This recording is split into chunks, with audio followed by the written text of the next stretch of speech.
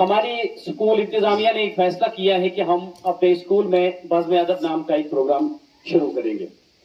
इस प्रोग्राम में जुबान अदब के मुख्तलिफ पहलुओं पर बात होगी, बैतबाजी के मुख्तलिफ प्रोग्राम मुनक़िद होंगे और मुख्तलिफ अदबी शख्सियात के हवाले से बात होगी। बच्चे उनकी जिंदगी पर बात करेंगे और उनके अदबी कारनामों के हवाले से बात करेंगे। सबसे पहले मैं अपने स्कूल के हेडमास्टर साहब और बाकी तमाम असातिज़ा का बेहद मशकूर और ममनून हूँ जिन्होंने ये राय दी कि हम अपने स्कूल में इस तरह का एक इनिशिएटिव लेने जा रहे हैं।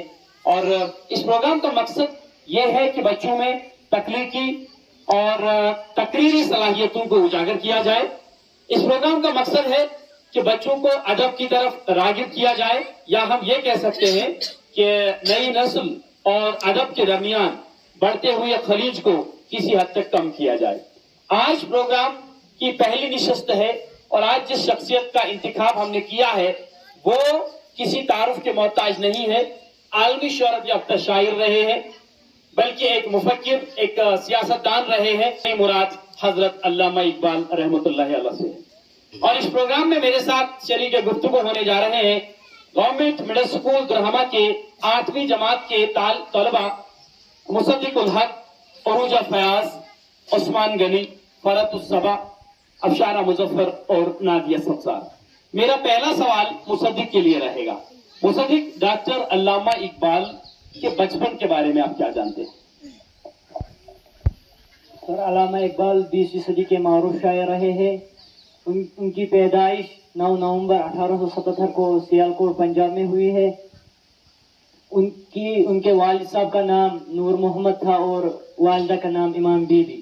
उनकी इब्तिदाई तालीम मौलाना अबू अब्दुल्ला से हासिल की और उन्हीं मौलाना से कुरान की भी तालीम हासिल की।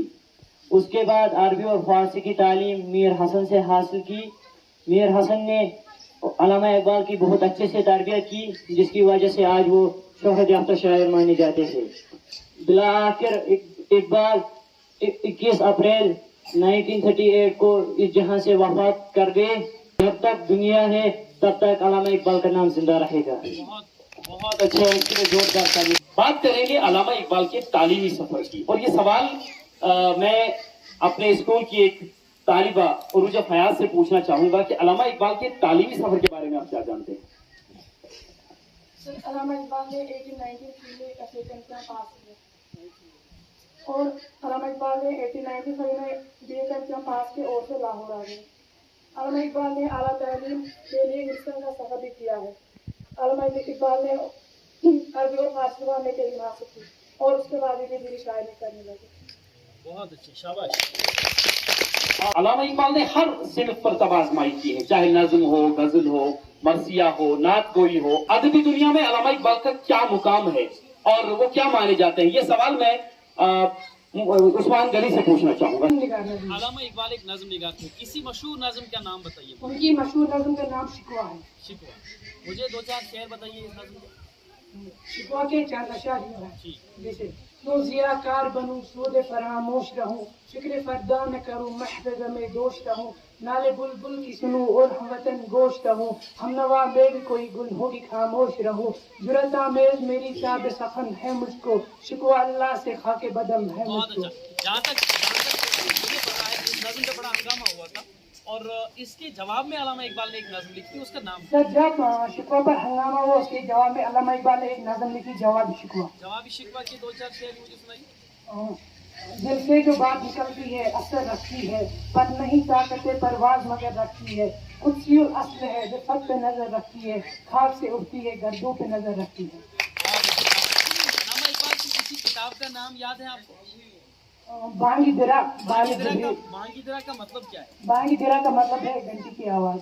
क्यों रखा गया ये नाम? सर बांगी दिरा इसलिए रखा गया क्योंकि इसमें सोई हुई कौम को बेदार करने की शायरी की गई है। इसमें सोई हुई कौम को, इसमें ऐसी शायरी है जो सोई हुई कौम को बेदार करने की सलाहियत है। एक और किताब का नाम बताया था बालिग जिब्रील। क्या मतलब है इसका? बालिग जिब्रील का मतलब है जिब्रील के पास। जिब्रील के पास। बहुत अच्छा, शाबाश। अब हम बात करेंगे, अल्लामा इकबाल ने बच्चों पर भी बहुत काम किया है, उन्होंने बच्चों पर बहुत कुछ लिखा है, और ये सवाल फरतुस सबा के लिए रहेगा कि अल्लामा इकबाल ने बच्चों के लिए कौन कौन सी नज़्में लिखी?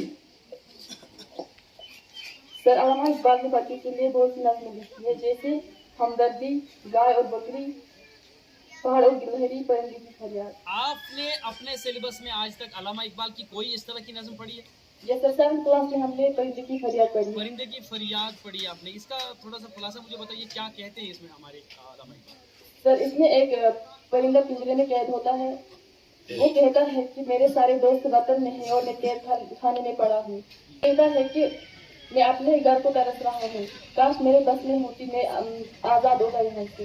آخر پر وہ قید کرنے والے سے کہتا ہے کہ مجھے آزاد کر دو، میں بے زباں ہوں، میں بہت دعائیں دی. بہت اچھا.